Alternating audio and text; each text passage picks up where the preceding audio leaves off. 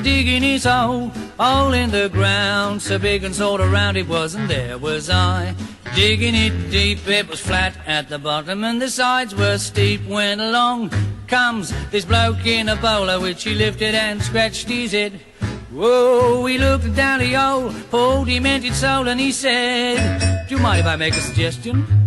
Don't dig it there, dig it elsewhere. You're digging it round and it ought to be square. The shape of it's wrong, it's much too long, and you can't put a hole where a hole don't belong. I ask, what a liberty, eh? Nearly bashed him right in the bowler.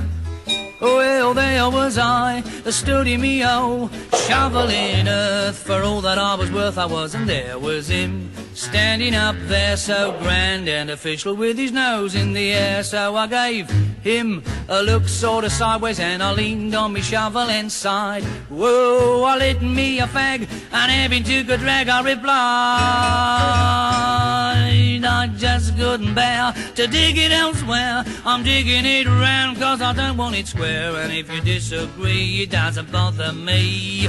That's the place where the hole's gonna be.